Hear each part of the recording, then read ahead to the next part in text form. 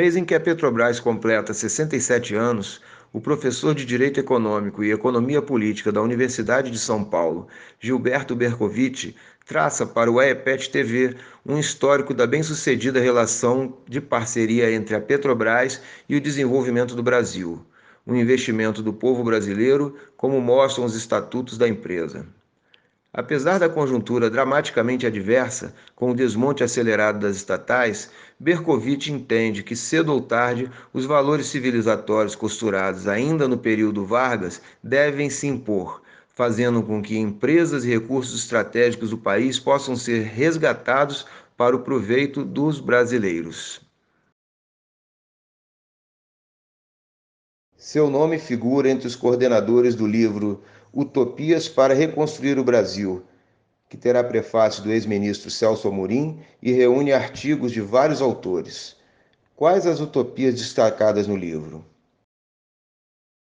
Bom, esse livro está sendo organizado pelo professor João Sixu, do Instituto de Economia da UFRJ, pelo professor Renan Aguiar, da Federal Fluminense, da Faculdade de Direito, e por mim, pela USP. E a ideia do livro, ele se chama Utopias para Reconstruir o Brasil, foi juntar vários autores, várias pessoas das mais variadas formações e posições, né, para discutir o que vai ser, poderia ser o Brasil pós-pandemia, né? Muita gente está falando da pandemia, mas ninguém está discutindo o pós-pandemia, o que vai ser. E a ideia é um pouco pensar isso. Então teve de tudo. Teve quem falou da pandemia, teve quem falou de questão de saúde, teve quem falou da questão, por exemplo, de questões de finanças públicas, do Banco Central, o papel do Banco Central, do papel do orçamento, teve gente que falou de planejamento regional, teve gente que falou de industrialização, reindustrialização, né? O Felipe Coutinho, nosso amigo, falou sobre a questão, obviamente, da Petrobras, né? Do controle sobre os recursos estratégicos. Teve o Samuel Pinheiro Guimarães falando da posição do Brasil no mundo.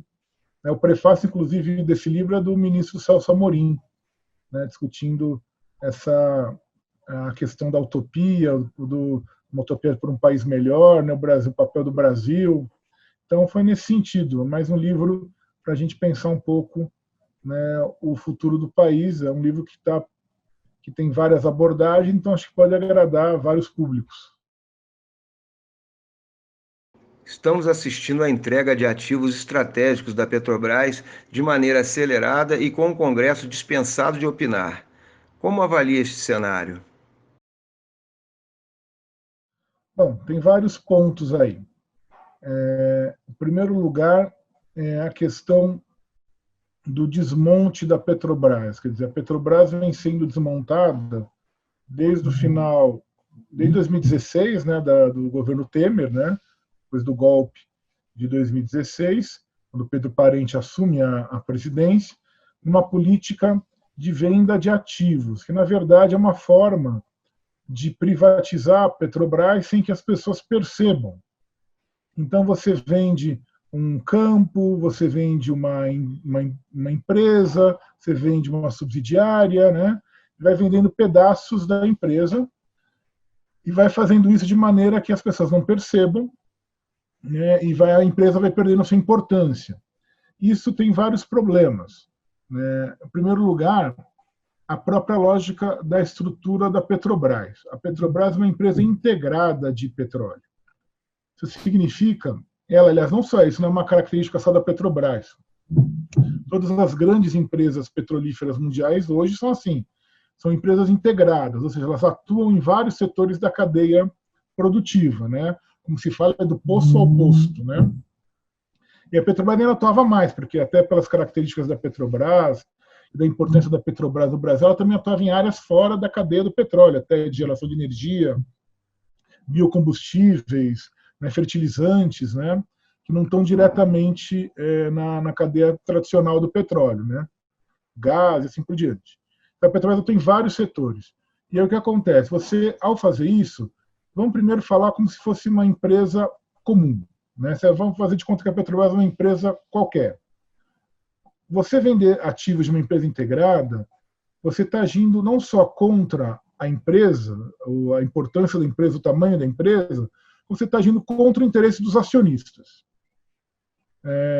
O acionista que acha que vender ativo da Petrobras é bom é um idiota.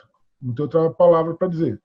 É um sujeito que não consegue enxergar um palmo à frente do nariz. Porque é óbvio que quando a Petrobras anuncia que vai vender o ativo X ou o ativo Y, a ação sobe na bolsa naquele dia, né, na especulação. Mas isso é o ganho de momento. No médio e no longo prazo, a empresa está sendo diminuída. Ela está perdendo importância, perdendo bens, perdendo ativos. Então, no médio e no longo prazo, a empresa está perdendo valor.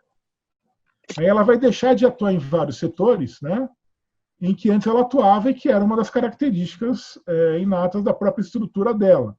Então, se a gente parar para pensar na lógica microeconômica, é uma besteira vender ativos. Né? O acionista minoritário que acha que isso é bom realmente não entende nada de economia, nem de empresa, nem de mercado, nem de nada. Isso é um ponto. Agora, um ponto específico. Não bastasse isso, a Petrobras não é uma empresa qualquer. A Petrobras é uma empresa estatal. As pessoas esquecem disso. A Petrobras não é uma companhia como outra qualquer. A Petrobras é uma sociedade de economia mista. Ela é um órgão do Ministério das Minas e Energia. Ela foi criada pelo Estado brasileiro por lei em 1953 para desenvolver a política brasileira de petróleo. Ela tem uma missão legal. Ela tem que cumprir uma série de objetivos que são não só o seu objeto social, que está registrado na junta comercial, mas ela tem que cumprir também o que está previsto na lei que regulamenta a política nacional de petróleo. Então, a Petrobras tem uma série de atuações vinculadas à lei. Ela é um órgão do Estado. Né? O acionista, o fato de ela ter ações em bolsa é simplesmente uma estratégia de mercado que a administração da empresa achou conveniente e que eu, particularmente, acho que não é. Mas, enfim, que nos anos 70 acharam que era conveniente a Petrobras abrir ações em bolsa. Mas qualquer um que compre uma ação da Petrobras, que compre várias ações da Petrobras, que se torne até uma porcentagem considerável de ações da Petrobras, sabe que ele está comprando ações de uma empresa estatal, que ele jamais vai ter o controle dessa empresa. Por que o investidor privado compra ações da Petrobras? Por vários motivos. Primeiro, a Petrobras não vai quebrar. A Petrobras não vai à falência. Segundo, então ela é um investimento seguro. Segundo, a Petrobras é monopolista, então ela tem o lucro do monopolista. Então, nada mais, você, na verdade, está indo de carona ganhando o lucro do monopolista. É um investimento tão seguro que quem faz, por exemplo, fundos de pensão. Fundo de pensão tem toda uma série de regras de investimento, não pode investir em qualquer coisa. E fundos de pensão geralmente compram ações de empresas estatais. Por quê? Porque são investimentos seguros. Não é um investimento especulativo. Não é um investimento de uma empresa que amanhã, por uma má gestão qualquer, ou por um golpe de mercado, ela quebrou e deixou todo mundo na mão. Não é o caso da Petrobras. E mais do que isso, a Petrobras, os recursos da Petrobras são recursos públicos. Sempre vieram do... Mas hoje que a Petrobras tem a sua autonomia financeira, mas a Petrobras foi construída a partir do dinheiro público, a partir dos recursos públicos, a partir do orçamento público. O que a Petrobras tem é público, é de todos nós, é do povo brasileiro. Acionista da Petrobras somos nós. Não são os que têm ação que ficam brincando com ela em bolsa.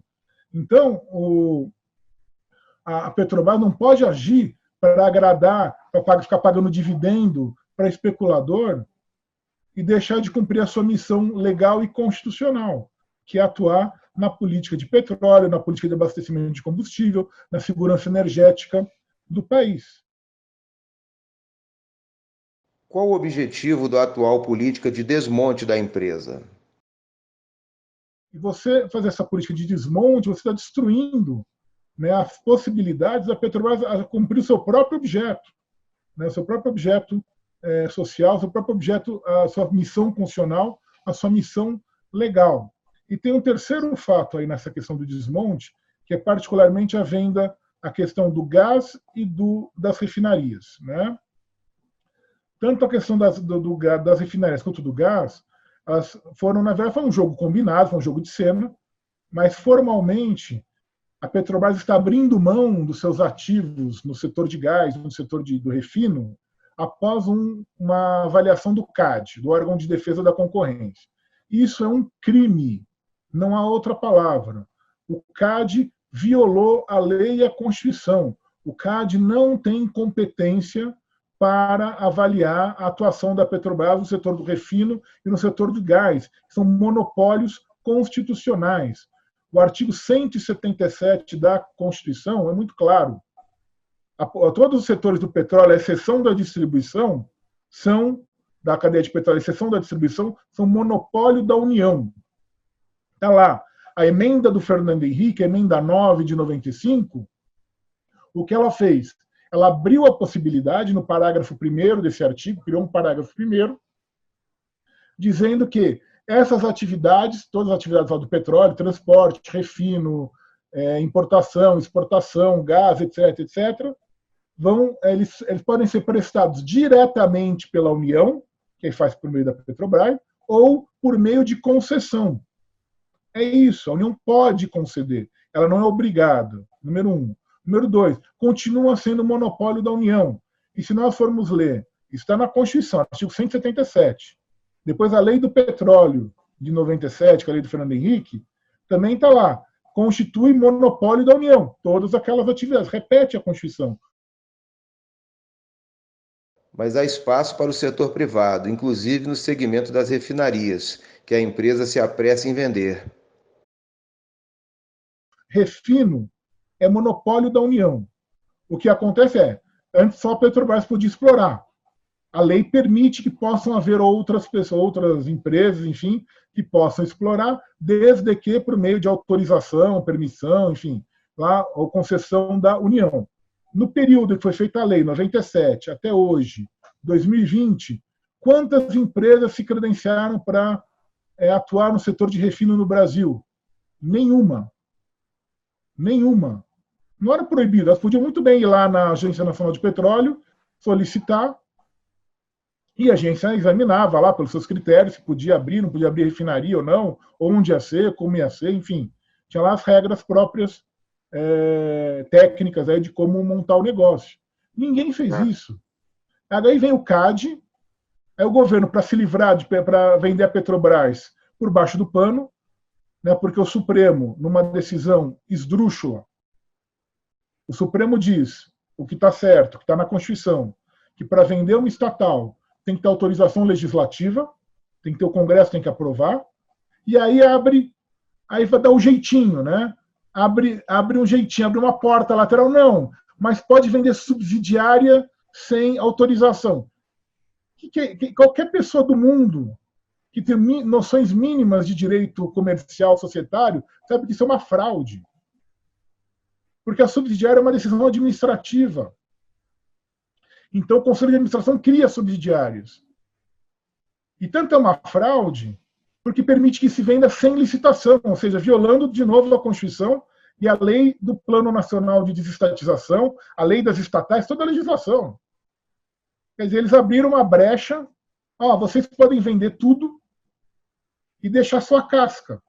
Então vamos deixar só o prédio ali lá do Rio de Janeiro, né, da Avenida Presidente Vargas, que vai ser a Petrobras, e o resto não vender. Só que isso tem vários problemas. Primeiro, o CAD não podia ter dado essa decisão, porque o CAD não pode atuar no monopólio estatal. O CAD existe para atuar contra o monopólio privado. Petróleo, refino, gás, é monopólio estatal. O CAD não tem competência. Então o CAD cometeu um crime, ele violou a Constituição, violou a lei, tanto a lei de defesa da concorrência quanto a lei do petróleo, não tem competência. É um acordo nulo, é um termo nulo, que serve para cometer um crime, que é vender a Petrobras por baixo do pano, fazer uma fraude. Como o Supremo disse que só pode vender por lei, então vamos fazer, mas a subsidiária pode? Então vamos criar subsidiárias para vender. Só que isso também é uma fraude, não só a decisão do Supremo, mas a própria lei. Na lei do petróleo, está lá, acho que é artigo 64, se eu não me engano, tem lá que a Petrobras pode criar subsidiárias para atuar no seu objeto, na sua política. Por que é necessário criar subsidiárias?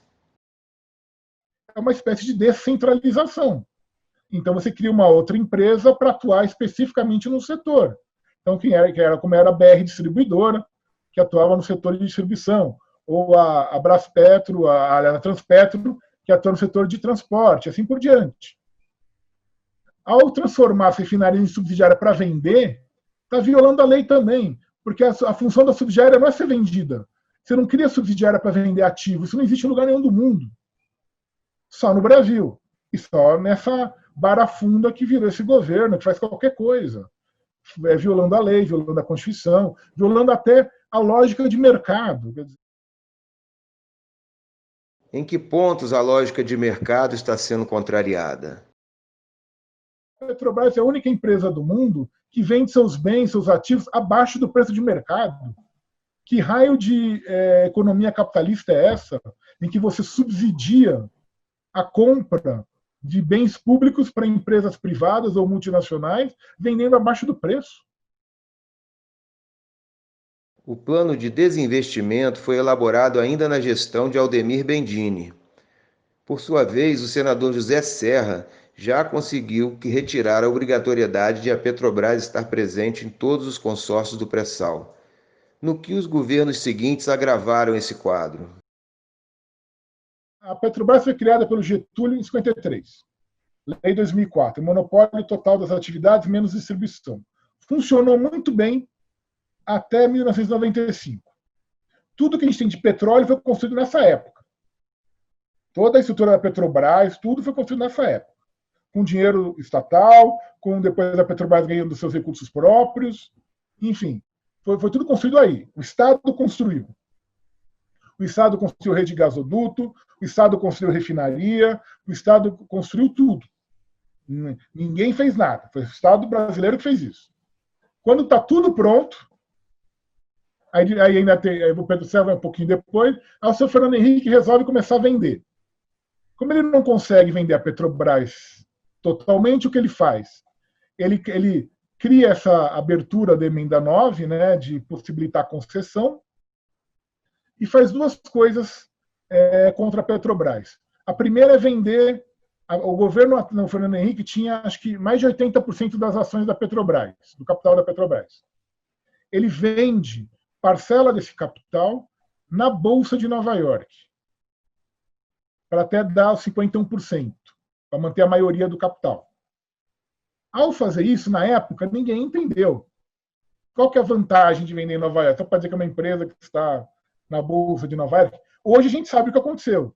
Ele submeteu a Petrobras às leis dos Estados Unidos, às leis do mercado de capitais americano, que vai afetar agora toda essa história aí da Lava Jato, né? Vai afetar diretamente a gestão da Petrobras. Até então, né, ninguém sabia o que tinha acontecido. Para que isso? Não bastasse isso, o Fernando Henrique, na lei do petróleo, de 97, ele cria um modelo de exploração que é inconstitucional, que é a concessão. Por que é inconstitucional? Porque a propriedade do produto da lavoura era dada por concessionário, quando a Constituição determina que fosse da União. Então, é inconstitucional. Inclusive, ele chegou ao Supremo, e o Supremo começou decidindo que era inconstitucional, aí o governo, na época, que era o governo Lula, tem que ser dito, interferiu, e o Supremo mudou de ideia e disse que a lei estava certa, não tinha problema nenhum, com a desculpa que senão iria quebrar a Petrobras. Sempre a Petrobras vai quebrar, sempre essa é a ameaça. Eu nunca vi uma empresa tão frágil na minha vida como a Petrobras. Qualquer coisinha ela quebra. Então, o governo já deu essa... Poderia ter se livrado da lei de Fernando Henrique? Não. Manteve para não desagradar o mercado, vamos dizer assim. Aí se descobre o pré-sal. Aí o que faz o governo Lula? Ao invés de fazer uma legislação para a exploração de petróleo que retomasse o controle nacional, não. O que eles fazem? Fazem uma lei, que é do modelo de partilha, que convive com a lei da concessão, eles mantêm a lei da concessão, não revogam, e cria esse sistema maluco de dois modelos. O modelo de concessão ou o modelo de partilha. O modelo de partilha não é inconstitucional, a propriedade é da União. O de concessão é. Mas fica com esses dois modelos aí, um brigando com o outro. Porque queria ter o pé nos dois barcos, agradar todo mundo. Achando que também ia conseguir tocar assim a vida inteira. Aí vem a dona Dilma e, na pressão do impeachment, queria agradar o seu Renan Calheiros e o seu Romero Jucá e ter esse projeto do Serra lá no Senado para tirar a Petrobras como operadora única do modelo de partilha. E ela, isso eu sei, você pergunta para o senador Requião, ele conta a história, porque ele me contou. Ele tinha os votos necessários para barrar no Senado. Votos da base do governo, do partido dele, que era o PMDB. Ele e o senador Lindbergh estavam articulando isso na época. Ele tinha os votos para barrar. E ele fala com todas as letras, que aí, no dia da votação, o então ministro da Casa Civil, que hoje é senador, que é o Jacques Wagner, teria ligado liberando a base do governo. Porque teriam feito um acordo com o Renan Calheiros e com o Romero Jucá, que podia aprovar a lei do Serra desde que tivesse a opção da Petrobras. Fizeram um meio termo. A Petrobras optaria por ser operadora ou não. Ou seja, quem aprovou foi a Dilma no Senado. Depois foi para a Câmara, já no Temer. Aí já passava qualquer coisa. Né? E qual que é o projeto hoje? Que está no Congresso correndo isso aí, que é acabar com o modelo de partilha. Voltar a ser só concessão, que é o modelo preferido das multinacionais. Eu fui numa audiência pública na Câmara sobre essa lei. E eu vi deputados dizerem que era bom que na verdade, que a gente desse o pré-sal logo, porque o petróleo, na verdade, era um mico. Porque como iam ter as energias renováveis, tinha que acabar logo o petróleo, senão o Brasil ia ficar com o petróleo na mão, ia ficar com o petróleo, não ter o que fazer com o petróleo. Que o petróleo ia ser algo ultrapassado. Quem fala isso, ou é muito ingênuo, ou é de muita má fé. Porque ignora o papel do petróleo na economia. O petróleo não é só energia, não é só combustível. O petróleo é um insumo básico da indústria. 90% dos produtos que a gente está vendo aqui na sua sala, na minha sala, são derivados de petróleo. Não existe ainda um substituto para isso. Pode ser que um dia tenha. Mas hoje não existe. E mesmo em termos energéticos, o Felipe, aliás, está cansado de dizer, né, não tem substituto energético viável ainda. A questão não é ser contra energia renovável, o ponto não é esse, é que ainda não tem. É um discurso, é uma ilusão. Uma ilusão. Né? Então, é uma ilusão para a gente abrir mão das nossas. E uma possibilidade de utilização de recursos nossos para o nosso desenvolvimento. Como resistir a setores tão poderosos e influentes? Bom, a IPET está resistindo, a FUP, a FNP, os sindicatos resistem, a gente tenta resistir na academia, né? Tem o doutor Estrela, tem o senador Requião, tem o Wildo Sauer, né? O Clube de Engenharia, né? Com o Pedro Celestino na presidência, a gente tem várias frentes que estão tentando resistir. Lógico, a gente enfrenta a mídia, a gente enfrenta o poder econômico, mas uma coisa pode ficar certa. Eu acho que a gente tem que entender o seguinte: a Petrobras não é uma empresa qualquer. Ela foi criada numa campanha popular. É a única empresa estatal de petróleo que foi criada por meio de mobilização popular, que a campanha do petróleo é nosso. E não foi uma campanha assim fácil, porque da mesma maneira que hoje, também foi uma campanha contra os grandes órgãos da imprensa, contra a mídia. A mídia sempre foi aliada das grandes petroleiras internacionais.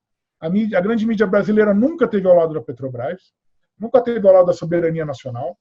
E foi uma campanha que mobilizou nos anos 50 a população inteira e ganhou. A população, se esclarecida, ela sabe qual é a importância da Petrobras. Da mesma maneira que o povo brasileiro soube, nos anos 50, nos anos 60, dos anos 70, qual é a importância da Petrobras, ele vai saber qual é a importância. Ele tem que ser informado. As pessoas têm que, essa informação tem que circular, as pessoas têm que conversar, têm que falar, têm que explicar. As pessoas têm noção. Quando a pessoa explica, a pessoa entende direitinho. E as pessoas vão ter noção da importância da Petrobras para o país e para o futuro do país. E eu tenho absoluta certeza que um dia, quando tiver um governo efetivamente democrático e popular nesse país, que não tenha medo de cara feia de banqueiro ou de cara feia de embaixador de país nenhum, tudo o que foi privatizado vai ser reestatizado. Juridicamente não há empecilho algum. Não há empecilho algum. A Constituição brasileira não tem nenhum problema em reestatizar. E o direito internacional também não tem nenhum problema com reestatização, com nacionalização. Isso juridicamente é possível. A questão é ter força política para isso. E isso precisa de uma mobilização popular. E esse é o papel das associações, como a EPET, como os sindicatos, né, como o clube de engenharia, assim por diante. Esse é o papel, é mobilizar a sociedade, é conscientizar a sociedade. E eu tenho absoluta certeza de que tudo isso que eles tiraram vai voltar para o controle do povo brasileiro. Porque sem o controle dos recursos estratégicos, sem o controle da nossa energia, sem o controle do nosso petróleo, sem o controle da nossa água, sem o controle da nossa terra, não tem futuro possível. E o Brasil tem um futuro. É um dos poucos países, aliás, que pode dizer que tem possibilidade de se estruturar e ser melhor no futuro. Nós estamos vivendo por um processo de desmonte sem igual.